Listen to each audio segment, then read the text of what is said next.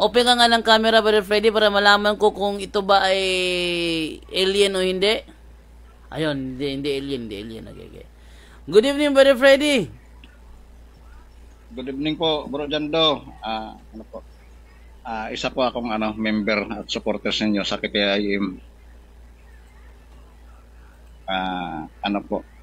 Ang ano ko lang po testimony yung Testimony. Okay, go ahead, bro. Testimony, bro. yung nakita mo yung paa ko.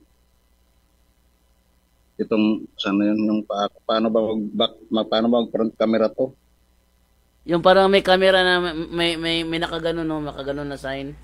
Camera siya, tapos may nakaganon na sign. Yon. Yung paa ko. Yan. Ano May dyan, alip bro? ko nga po yan. Natatakpan ng anino ng cellphone, eh. Yung paa ko. Ito po. Dati po, ano po yan, puno po ng ng alipunga. Maliit pa po ako niyan. Oo. Tapos ngayon, hindi naman kasi ako naniniwala yung ganyan ni rosary. Pero ano po, kung sa baga, naglilingkod na po ako sa simbahan since 2016. Pero hindi po ako nagro-rosary. Ngayon, bago lang po ako nakasali sa rosary itong 2023. Ay 2023 pala ako supporters na ako pero hindi ako kasali dito sa Rosary yung sa amin yung sa PPP. Ano lang ako, yung sa labas lang ako minsan nagro-rosary, minsan pero yung sinali ako ni Ate Hilda dito itong yung 2023 yata ako sinali. Tapos yung ako yung nag-devotion ako ni Mama Mary yung birthday niya. September 28 ay 20 September 8 September 8 September 8 ba yun? Tapos yun sabi kasi ng pare diyan kasi ako nagsisimba sa sa St. Peter sa Basilica diyan sa may Commonwealth galing Makati takbo ako ng Commonwealth. Di, sabi kasi ng linggo ako nagsimba noon sabi kasi na sa birthday ni Mama Mary daw may mga kandila kasi nakalagay sa labas. Di ngayon, sabi ng pare, bumili kayo, tapos isulat niyo yung mga wish niyo. Di ngayon, ako nagbaka sakali din ako, bumili lang ako, isang kandila nga lang binili ko, nakalagay sa baso. Bumili ako ng kandila, sinulat ko yung wish ko, pero una kong wish, itong talagang paa ko. Kasi siyempre, bata pa ako, 8 years old pa lang ako, alipungan na. Umiiyak na nga ako nito kasi siyempre sabi ko cancer na yata ito. Sabi ko cancer na yata itong tapos sabi ko sa asawa ko, mukhang hindi na yata gagaling itong paa ko. Sabi ko parang minsan nanghihina na rin ako, sabi ko sa Diyos, oh Lord, naglilingkod naman ako sa iyo, pero bakit lagi akong nagdadalangin sa iyo na sana gumaling tong paa ko kung ano-ano nang ginagamot ko.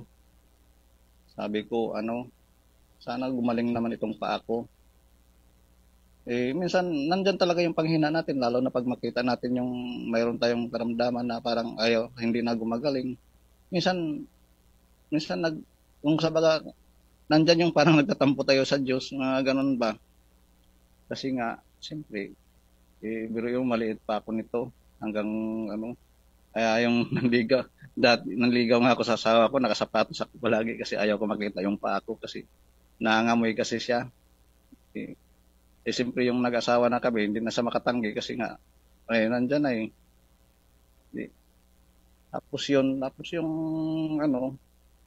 bumili ako, sinulat ko yung wish, tapos yung birthday nga ni Mama Mary, tapos nagdahan-dahan na rin ako nag-rosary kasi nakasubaybay na po ako sa inyo nung nung 20 kailan ba yun? Yung debate ninyo ni Father Darwin kay Ramil Parba. Yung tapos ngayon, minsan nagsumasali ako sa rosary pero hindi talaga bihira lang, minsan lang. Tapos yung na ako kay Mama Mary. Tapos sinali pa ako ni Ate Hilda dito sa sa itong prayer warriors.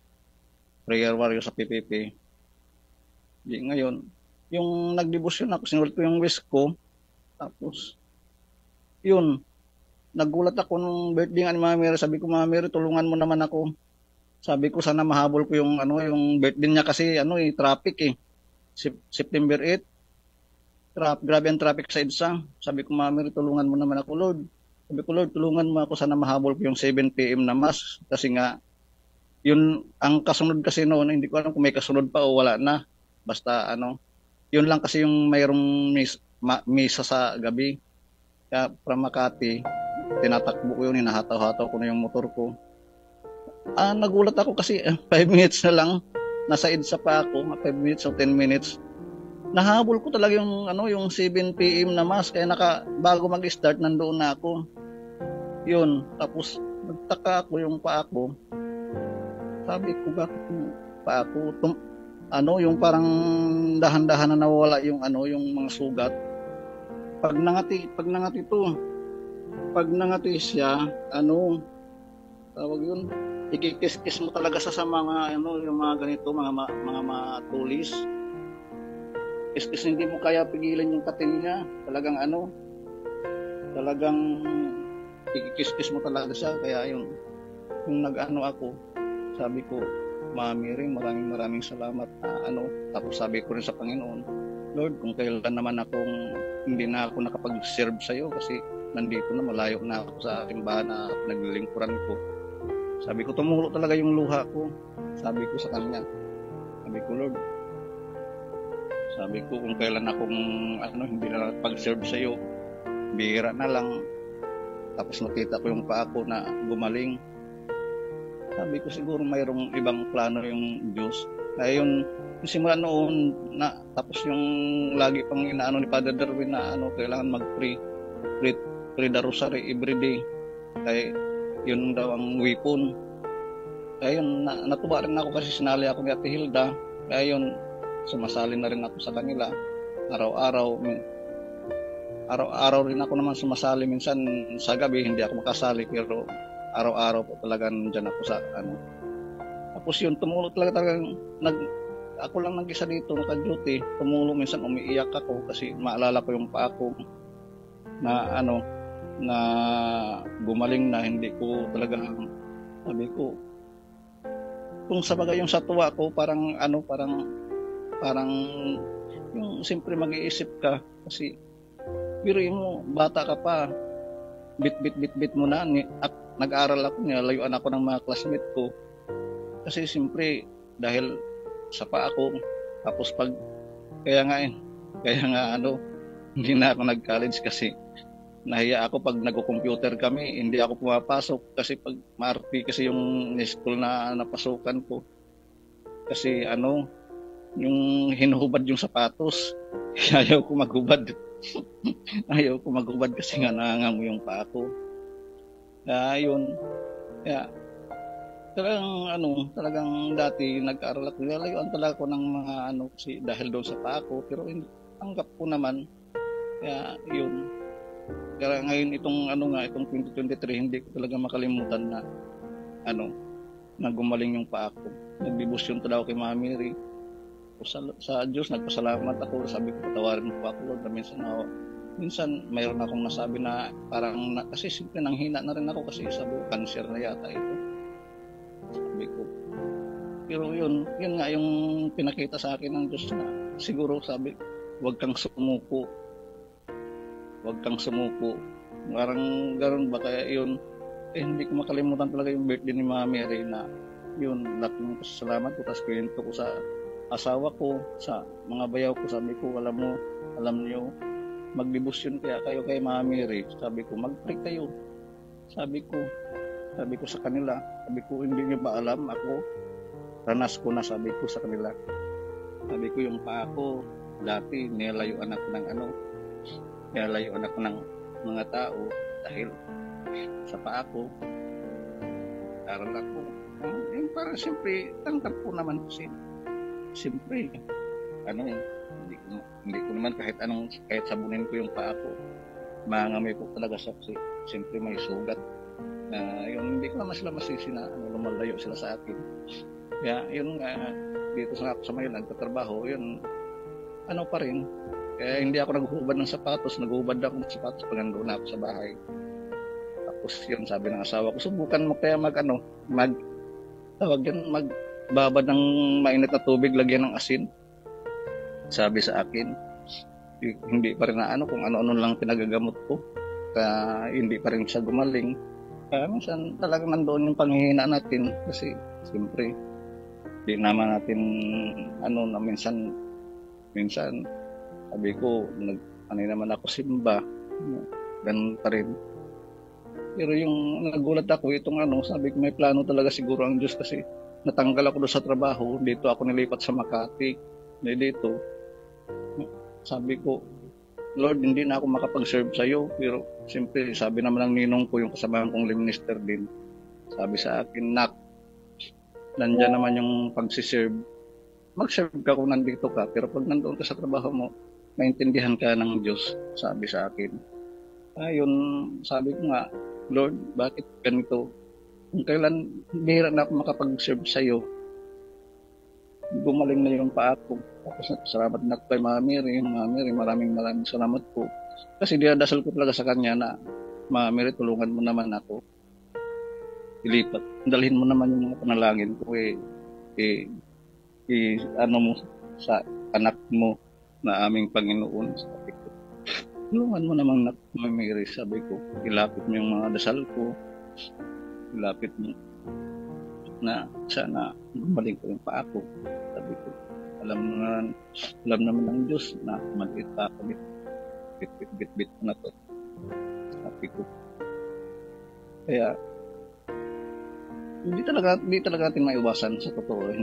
Totoo talaga pag mayroon tayong mga karamdaman na hindi natin po maiiwasan na yung parang nawawalan tayo ng pag-asa.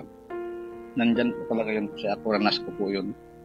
Kasi yung paa ko, yun nga, kung saan ko na binabagid. Sa Bisaya, sa Tagalog yung binabagid.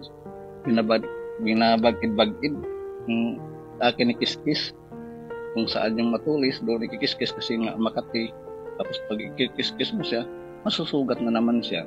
Na ganon. Pero yun, talagang napabuti talaga ng Panginoon. Mabuti talaga ng Panginoon. Kaya hindi ko sabi siguro wag kang huminto sa pagdarasal. Kasi sabi may plano ang Diyos para sa akin. Kasi yun nga yung nandito ako.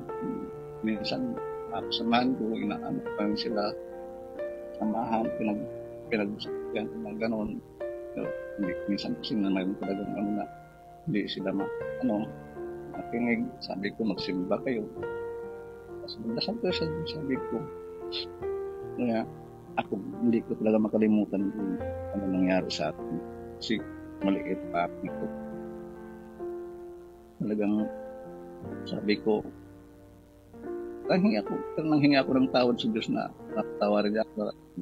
Minsan nanghina ako sa pananampalataya dahil sa paa ko. Pero humingi naman ako ng tawad sa kanya. Kaya yun yung olive oil din, isa rin yun, olive oil. Minsan pinapahid ko rin dito. Pag mayroon kaming yung asawa ko, pag may naramdaman din, masakit yung tiyan, yung anak ko yun, pinapainom ko yung olive oil. Kaya malaking tulong talaga na mabuti nga nandito yung punto por punto. Halos dito, marami akong natutunan. At salamat din pala kay Ate Hilda na sinalin niya ako dito sa Prayer Warriors Barco. Yun lang po, Bro Jando. Ito lang naman pa ako inaano ko. Okay, thank you sa iyo, brother. Thank you. Napakaganda ng mo, Brother Freddy, ng iyong testimony. Nakakaantig naman ng puso, no? Sana tularan ka ng karamihan sa iyong ikinuwento sa amin. At saka magtiwala pala tayo. Pagtiwala tayo sa Diyos. At yung sabi nila na hindi pwede lumapit sa sa mga santo, mali po yun. Talaga, wag Mali kayong, po yung sinasabi nila. wag kayong paniwala sa mga Opo. sulpot. Kaya nga sila sulpot eh, kasi wala silang alam. Thank you, Brother Yan lang po, Freddy. bro. Sige po, salamat din po. God bless. Okay, thank you sa iyo, Brother God bless Freddy. all. God bless you sa iyo, Brother Freddy. Yon, so napakinggan ninyo ang kwento ni Brother Freddy at naway ating mapagpulutan ng aral.